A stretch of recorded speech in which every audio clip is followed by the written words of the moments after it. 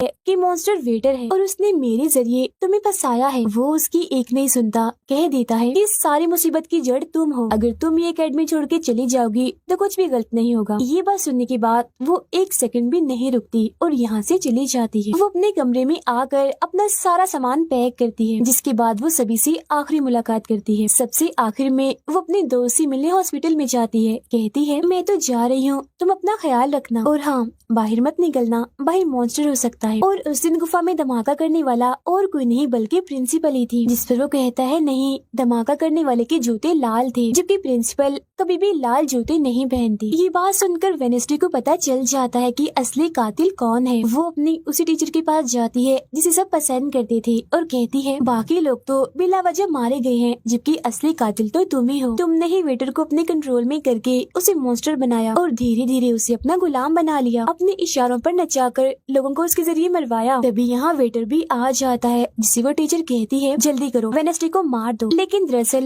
ये वेटर नहीं थी बल्कि प्रिंसिपल थी, जो रूप बदल कर यहाँ पर आई थी। और अब टीचर प्रिंसिपल के गले में जहर का इंजेक्शन घुसा देती है, जिससे प्रिंसिपल बेचारी मारी जाती है। फिर वो वेनेस्डे को भी बांध कर जादूगर की गुफा में ले आती है। गुफा में आकर वेनेस्डे को पता चल जाता है कि जिन मरे हुए लोगों के जिस्म के हिस्सों को इकट्ठा किया गया था वो दरअसल जादूगर को दोबारा से जिंदा करने के लिए किए गए थे। तभी यहाँ टीचर जो असली विलन थी वेनेस्डे को बताती है कि जब गुडी ने जादूगर को मारा था तो गुडी ने अपने खून से जादूगर की कब्र पर एक ताला लगा दिया था। और अब जादूगर को जिंदा करने के लिए हमें गुडी की फैमिली मतलब एडम्स फैमिली के ही किसी इंसान का खून चाहिए, साथ ही पूरे चांद की रात भी हो। और अब हमें ये सुनहरी मौका मिल गया है जादूगर को जिंदा करने का, क्योंकि एडम्स फैमिली से तुम हो और आज पूरे चांद की रात भी है, हम तुम्हारा खून लेंगे। जिसके बाद टीचर वेनेस्डे के हाथ पर कट लगा देती है, जिससे उसका खून निकलने लगता है। फिर वो उसके खून से जादूगर की कब्र का ताला खोल देती है और फिर अगले ही पल जादूगर भी जिंदा होकर अपनी कब्र से बाहर आ जाता है। बाहर आते ही वो वेनेस्डे को चाकू मार देता है, जिससे वो जख्मी हो जाती है। इसके बाद वो अकेडमी को खत्म करने के लिए चला जाता है। अब तभी यहाँ गुडी एडम्स आती है और वेनेस्डे को बिल्कुल ठीक कर देती है, मतलब कि उसके जख्म, और कहती है मैंने तुम्हें ठीक तो कर दिया है मगर अब के बाद मैं तुम्हें नजर नहीं आऊंगी। जंगल की रास्ते से जब वेनेस्डे जा रही थी तो तभी उसके सामने वेटर आ जाता है। उसे टीचर कंट्रोल कर रही थी, इसीलिए वो मॉन्स्टर बनकर उस पर हमला कर देता है। वो बस उसे मारने ही वाला था कि तभी यहाँ एक वेयरवुल्फ आ जाती है, जो और कोई नहीं बल्कि रूममेट थी, जो आज पहली बार वेयरवुल्फ बनी थी,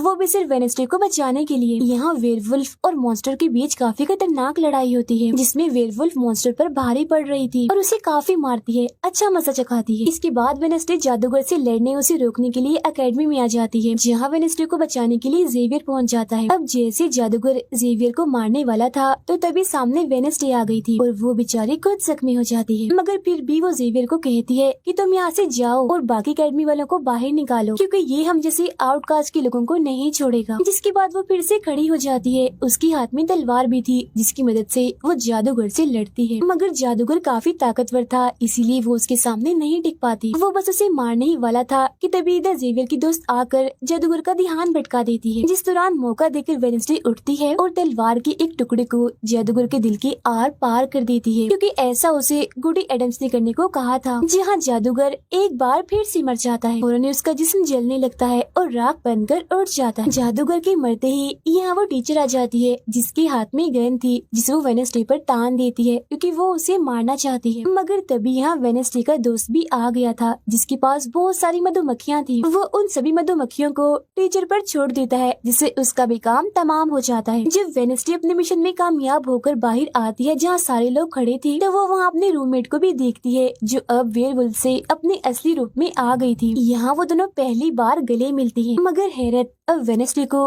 कोई भी ख्याल नहीं आ रहा था। कुछ वक्त के बाद वेनेस्डे अपना नॉवल भी पूरा कर लेती है, मगर वो इसका एंड नहीं करती, इन्हीं की उसे खत्म नहीं करती और आगे बस एक सवालिया निशानी छोड़ देती है। वो जेवियर से मिलने जाती है, जहाँ वो उसे गिफ्ट देता है, जिसमें मोबाइल था। वो इस गिफ्ट को ले तो लेती है, मगर कुछ नहीं कहती और वहाँ से चली जाती है। फिर जब वो अपनी गाड़ी में थी तो उसके पास मैसेज आता है, जिसमें उसकी कुछ तस्वीरें थी और साथ ही ये मैसेज भी था कि मैंने तुम पर नजर रखी हुई है, जिससे वो सोच में पड़ जाती है कि टीचर तो मर मर गई है, मगर अब उसके बाद ये कौन है जो सब कर रहा है। इसी सोच में वो अपने घर के लिए निकल जाती है, जिसके बाद हम पुलिस की गाड़ी को देखते हैं, जिसमें वो वेटर को बांधकर कहीं ले जा रहे थे, क्योंकि उन्हें भी पता चल गया था कि यही असली मॉन्स्टर है, इसे बस कोई कंट्रोल करता है। मगर तभी अचानक से वेटर दोबारा मॉन्स्टर बन जाता है और सभी पुलिस वालों को मार देता है, जिसका मतलब ये था कि टीचर की तरह अभी भी कोई है जो इसे कंट्रोल कर रहा है और वो लोगों को मरवाता रहेगा इसके जरिए। और ये अनजान इंसान वही हो सकता है जिसने वेडनेसडे को मैसेज किया, यानी कि अभी भी कोई है जो एकेडमी को बंद करवाने में लगा है और मॉन्स्टर के जरिए खून खराबा कत्ल होना आम ही रहेगा। और इसी के साथ ही ये सीजन इधर ही खत्म हो जाता है।